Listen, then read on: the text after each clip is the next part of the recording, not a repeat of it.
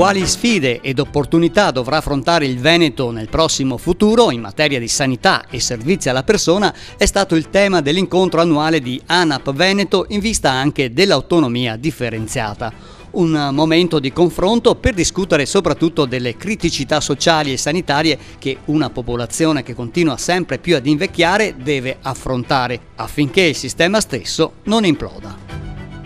Perciò questi convegni ben vengano perché dobbiamo avere la consapevolezza di capire quello che andiamo incontro. Noi ce la mettiamo tutto come presidenza dell'ANAP.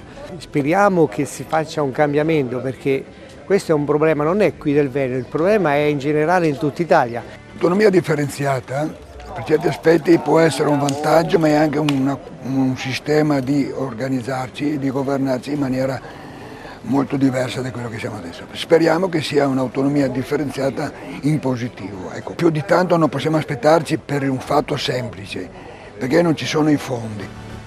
L'ultima finanziaria hanno dedicato solo 1.300 miliardi per quello che riguarda la sanità.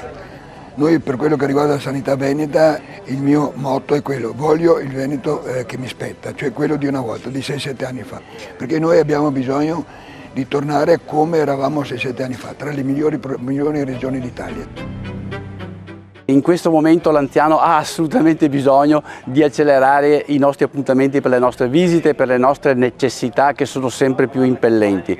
Io spero che veramente questa autonomia differenziata possa portare dei vantaggi a noi anziani. Se a livello locale oggi ti stanno dando questo contributo di questa autonomia, io penso che a livello nazionale i 3 euro che hanno dato di aumento alle pensioni minime sia un insulto alla nostra intelligenza. Siamo sì anziani, ma siamo ancora attivi, abbiamo voglia di dare molto, ma credo che lo Stato e forse anche un po' la Regione si stanno dimenticando di noi.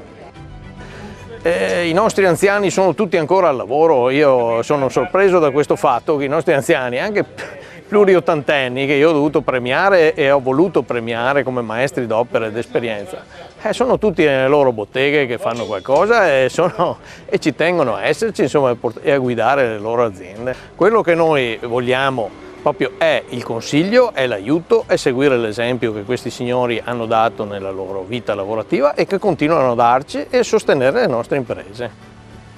La cosa importante di giornate come queste è che una popolazione che di fatto è ancora attiva come l'artigiano avanti con l'età, senza definirlo anziano, l'artigiano che nel 90% dei casi è ancora lavorativamente attivo, prenda coscienza di queste cose e faccia pressione sulla classe dirigente affinché sorvegli e eviti la deriva verso una sanità di tipo privatistico che comunque non solo compromette le prestazioni oggi, ma soprattutto blocca il futuro dei giovani un domani. Nell'autonomia differenziata il vero pericolo è che dentro i temi della sanità entri il privato che tende a ottimizzare i suoi guadagni, mentre si rischia di perdere il Servizio Sanitario Nazionale gratuito e universale per i cittadini. E questa è una delle perdite più grandi che insieme alla scuola pubblica può fare il nostro Stato, che diventa da uno Stato civile a uno Stato di privilegiati.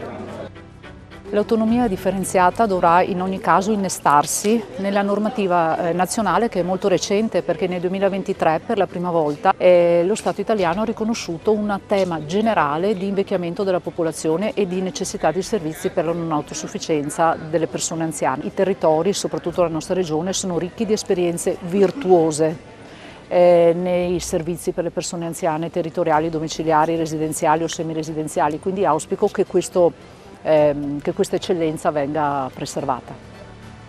L'autonomia differenziata è sicuramente importante, il problema è che abbiamo invertito i termini, ovvero prima la Regione metteva il 60% di queste risorse, adesso ne mette il 40%.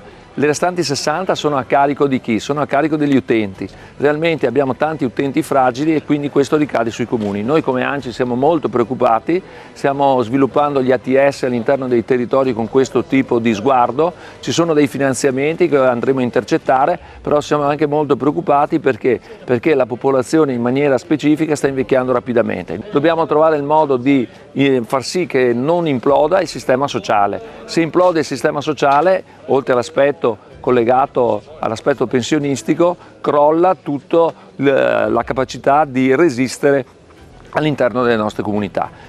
Gli anziani sono un punto importante per tutti noi. Importante è oggi trovare un punto di coordinamento che, come vedete, quello che a me interessa soprattutto è la sanità, perché la sanità a oggi è diventata anche un po' difficile e per cui questi interventi, questi convegni spero mirino a migliorare sempre di più l'intervento sociale rivolto a tutti, non solo agli anziani.